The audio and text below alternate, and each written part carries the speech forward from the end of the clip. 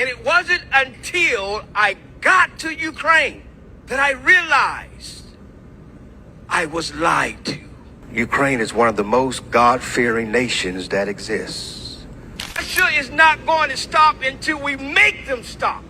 I realized that I've been bamboozled. I was against the fight in Ukraine. I was against the ideal of supporting Ukraine. I believe, like many Republicans, that the battle of Ukraine was about supporting Joe Biden and Kamala Harris, and I just believe that.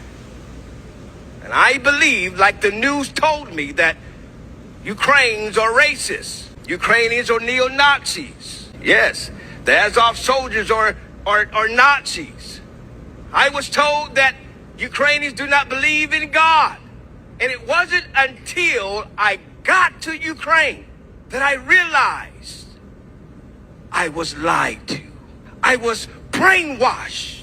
You, my brothers and sisters, are under attack by an evil regime called Russia, by evil men called Vladimir Putin. It's not just happening to you, it's happening to us. I was in Bucha. And I began to hear of the stories and look at the images of the old women and the old men. And they wore white bandanas on their arms. They was told that if you put a white bandana on your arm, that signifies that you are a non-combatant, that you are not a soldier. And what did the evil Russian aggression soldiers do? They took those same bandanas off their arms and they used it to tie up the hands of these innocent non-combatant people. And they shot them point blank in the back of the head, leaving their bodies in the street for people to say, that is not war, that is war crimes. And my heart began to shake. I then realized that the media has been lying to me.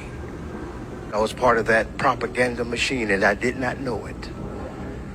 For 3 years, I was part of the machine that's telling everybody we should not support President Zelensky. We should not support Ukraine. We don't need to send money to Ukraine. We shouldn't.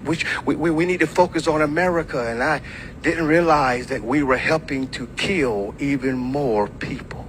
I realized that Ukraine is one of the most God-fearing nations that exists.